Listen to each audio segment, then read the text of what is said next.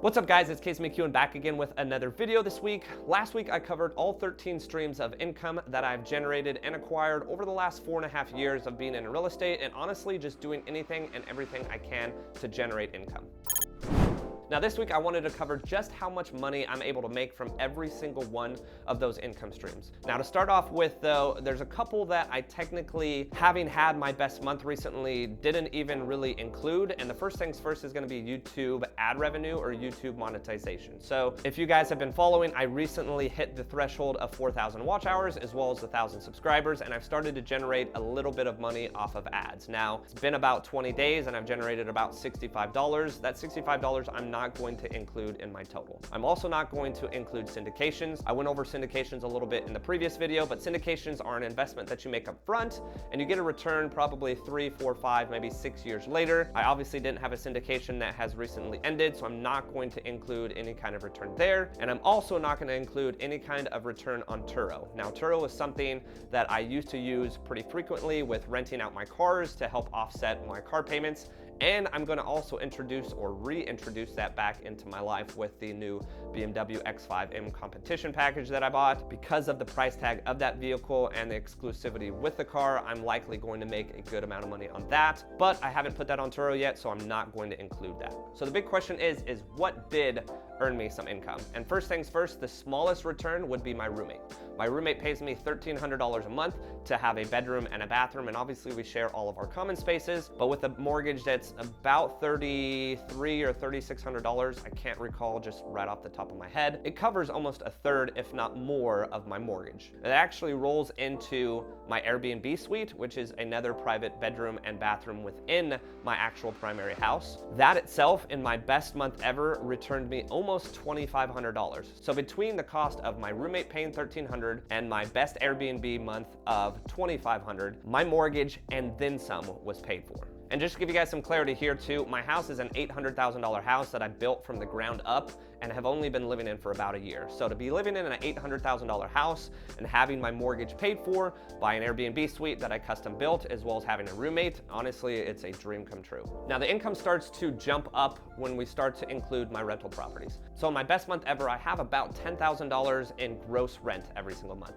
Now the downside to rentals is you obviously have expenses and you have your mortgages that you have to pay, and potentially I've actually gotten a property management company recently on one of my properties, so there's an expense there as well. But for the most part, a lot of my rental properties have had all of the work done already, so I'm cash flowing about $3,000 to $3,500 a month on my rentals. Now the next jump up is my monthly contribution to my retirement accounts. As I discussed in the video previously, I do have a Roth account and I do have a SEP account. Now breaking those up into monthly dividends, I'm investing $500 a month into my Roth IRA, and I'm investing about $4,000 or $4,500 into my SEP IRA for close to about $5,000 invested into my SEP and Roth.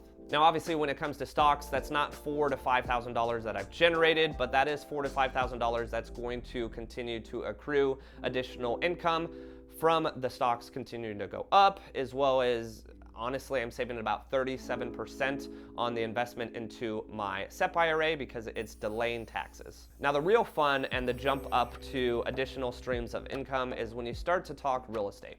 So I mentioned it briefly in my previous video, revenue share. Now, revenue share is an opportunity that was introduced by eXp Realty, a company I used to work for, and then also a new company called Real that I moved over to about 12 months ago. Now, the revenue share is something that you build over time. I bring agents into my company.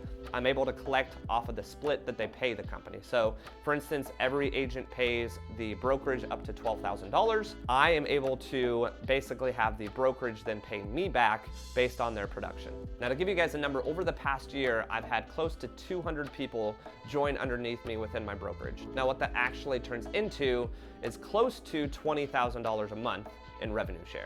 My best month ever, I got $19,000, and I'm about to hit my year mark. So that means a lot of the agents that I brought in a year ago are going to be resetting with their cap and going back to paying the company again. My revenue share is going to continue to grow through 2021 and into 2022.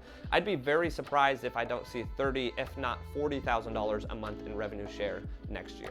Now, the next income stream that is still early on in its phase, but it's gonna continue to grow, and I would say 2022 moving forward, this may be my largest stream of income, and that's gonna be referrals as well as commissions from the agents on my team. Now, in my best month, I was able to make $20,000 off of referrals. That means any kind of agent that I'm referring to someone in another state, as well as the commissions that I'm making from the agents on my team. And I only have currently 3 agents on my team, and I think that was only with one of them closing deals, making $20,000 a month. So if you fast forward 12 months from now, I can see that opportunity with referrals as well as commissions within my brokerage, as long as my company continues to grow, to be exponentially larger than $20,000 a month. Now, the last income stream that has honestly been the largest generating income stream really for the last 4 to 4.5 years, really ever since I got licensed as a real estate agent, is my own commissions. That means anyone that I'm helping invest, anyone that I help buy